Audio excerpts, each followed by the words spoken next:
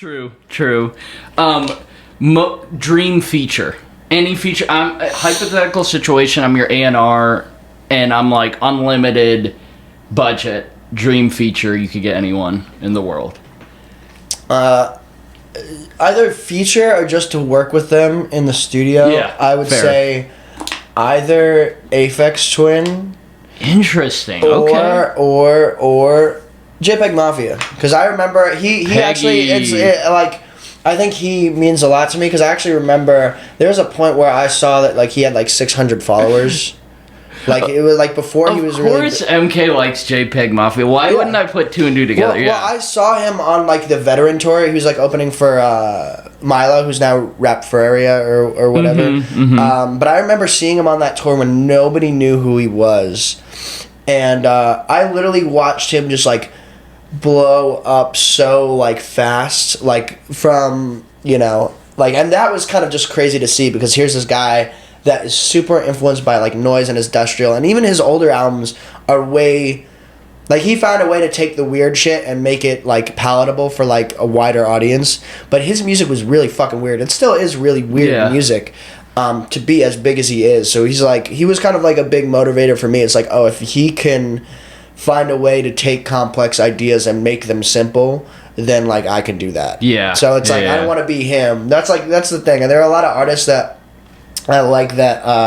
And I was telling Darky about this. It's like it's like there's certain artists that you can never be. Like you can never be an Aphex Twin. You can never be a JPEG Mafia. You can never be Lil Darky. Yeah. But they're the type of people that inspire you to be yourself. Yes. Like if they're this weird and they're like making it work for like the masses, then like you can like find ways to take your weirdness and shape it in a way that people can understand. Yeah. No, JPEG Mafia definitely did that. Wider audience for sure. Let's get into these Reddit questions, MK, and then I have one final question for you after this. We got two of the same questions, one from Flocoaka1 and Healthy Impress 1562. Okay. Favorite meat. And then the other question is, how delicious is the Meat Man's Market? You know what? When I was in Alaska, I tried reindeer. That's pretty good. Reindeer is actually reindeer was pretty fucking good. I don't know, man. Just beef. Just just give me a fucking burger. I love meat. Yeah, and how delicious is a Meat Man's Market? We're gonna assume quite delicious. Yeah, very, very delicious. I don't even know if that's a reference to something. I don't either. I don't know. I don't know what that means. I thought you might know. No, bro. I don't know shit, bro. This is from Batman5667. Opinions on insects. Oh, I love insects. I'm really fascinated by ants, because ants will they fight wars that like span continents, and they have like complex agricultural societies. Like sometimes they have like they like milk aphids. So I kind of see them as like they're just kind of like people on a smaller level. So when I look at an ant, I'm like, maybe there's like I shouldn't step on this guy, because maybe there's like some giant thing that also is kind of similar to humans that's like looking over us that could squash me at any moment. So that ants, and I was like, I don't know, I like insects. I'm fascinated by them. Support that. We got Siwazor saying, how did you come up with the design of your character? I think the better question is how you come up with the designs of like your characters in general, because I don't know if there's like one set character, but I mean, like it's kind of like, again, it's kind of just like inspiration from like a lot of different like fields. Like, Green Guy was like a jumping off point. Like it started as just like, oh, I want to make an alien character, and I was just like, well, I'll take a green suit and paint my face green. And then it was like, oh, well, let's go like thrift shopping, and it's like, what fits with this? It's like there's like a long flowing dress and stuff like that or whatever. And then like Meat Man was like, okay, well, what's the opposite of Green Guy? If like Green Guy is like this alien character that's like coming from like another dimension, well, he would be like fucking the satanic version of that, where it's like it's much more metal. It's like the Judas Priest like bondage gear, shit like that. Like it's just like the opposite. So that was like a jumping off point. And those two were like, I'm really influenced by mythology, so it's just like my like weird fucked up mythology. And then like the trickster shit, like the jester character, again, was just like, kind of, I mean, influenced by mythology as well. Like, I'm really interested in, like, the trickster mythology and, like, stories about, like, jesters and whatnot. So it's like, And you know, like Loki and stuff like that, and like I read this book that was really talking about. I think it was called "The Trickster Makes the World," and it went into all these different stories. And so that, but I will say that for a lot of my stuff in the past was kind of like me finding things and just like kind of like pasting them together. Like, you know, the theater cruelty costume is literally a costume you could buy at a store. Yeah, and like, I think that's a good plug to check out your visuals, because your visuals are true cinema, and I think set you apart from a lot of artists nowadays. So definitely check those out, whether you're talking about the theater but or yeah, like recently gesture. I've had more like, oh, I'm having someone do a costume for it, which is like why like I feel like my visual game has like stepped up, because it's like, oh, like being yourself, like the video or like the costume for that was like made by someone, you know what I mean, as opposed to remember that, like, so definitely. Yeah. What prestigious look 3800? What song in the Divine Comedy has the most meaning to you? I would say either Flies in My Bedroom or Wabi Sabi. I think like Flies in My Bedroom is like my favorite song because it has like my favorite lyrics on the album.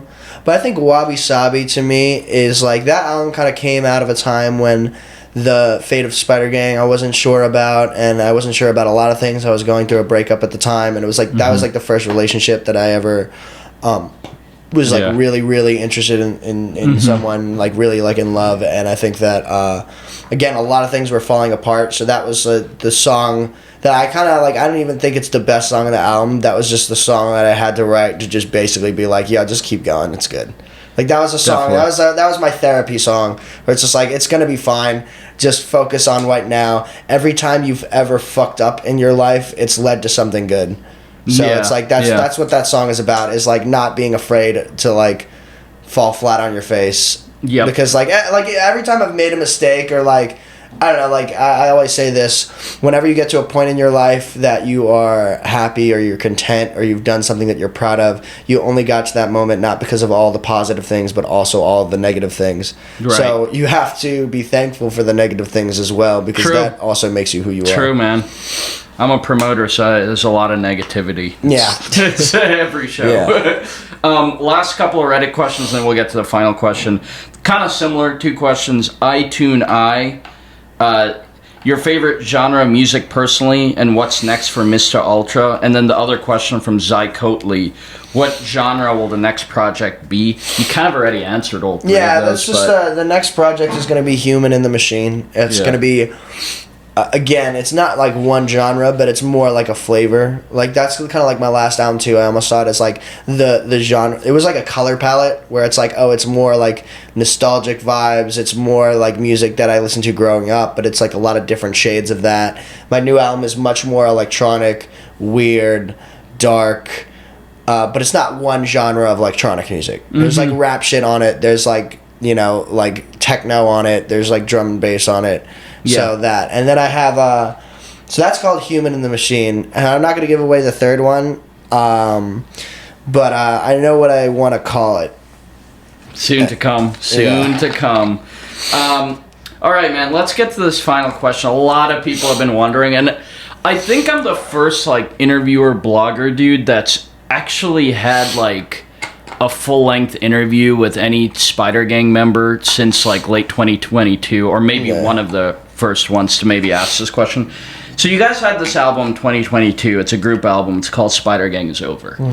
What did that kind of mean? There was been a lot of social media chatter after that from Spider Gang members and from fans over what does it mean for the collective? Is it truly over? Why are all these guys still touring together, making music together? What the hell is going on? We still see the Instagram being used. We still see the YouTube channel being used. What is going on? Is Spider Gang really over? Is it not? Well, does it even fucking matter? Well, I'll say this. I'll say two things. One, I don't even know. That is fair. But like two, I think if I could give a more... a better answer to that, I would say there was a lot to keep 16 people on the same page to do tours together, to work on an album together. Like that summer, I had the Dark of Europe tour, which was just like a bunch of us. It wasn't all the members of Spider Gang, but there was one tour. Then we had to work on the album in July that we all got done in a month, and then we had another tour. And the summer before that, we had another tour, and we were doing shows in between. So it's a lot to have this thing that people know, and like, you know, I think that we were kind of getting on each other's nerves for a little bit. I think we had to like take a step back and like also just have it be fun again and not think about this name. So it's like, it's almost like ending it, like it's over. So we could say now we could just do whatever the fuck we want. There's not this pressure on it. And it's like, I mean, I don't even really know if we'll ever do another album. I don't even know if we'll ever do another tour. But I don't know. I have no fucking clue. That's a really good answer. Yeah, I actually didn't expect that, because it to me it's like I hang out with you guys all the time, and that's the vibe. It's like no one knows. No matter what, every single person, and like I've talked to that. Like if any one of us gets married, we're all there. Yeah, we're all like, they're my family at this point. We've been through too much shit to like, and it's like your family will piss you off every once in a while. Exactly. They're still my family. Exactly. And like every single member, that's how I feel. Mm-hmm. Whether they were in like John teenage, if they were in Spider Gang at any point, they're still my family. Yep. And so that's how it's always going to be. It's not going to change. Yep. That was good, and I totally agree with that. I think people like forget sometimes that like you guys are real human beings, actually hang out with each other and talk to each other all the time. And we're human beings that are just flawed and just people like anybody else. Yep. All right, man. Final question's kind of open mic. I usually ask at this point, like, what's next for you musically, but I kind of think we already covered that. Yeah. So just open mic, man. Any shout-outs, anything you want to say? Shout out to Waka Flocka. Fair enough. Shout out to Waka Flocka Flame. If you, that gave me, that was a really beautiful experience. I agree, dude. Shout out Waka Flocka. Shout out Brick Squad. Like, for real, I grew up with him. That dude's sharp as a tack, and he makes great music, and he's awesome. All right, guys, that's it from us. Salute, over and out. We got MK in the house, coming straight out of Williamsburg. Thank you, guys. Swimming in the mindset that you can't control.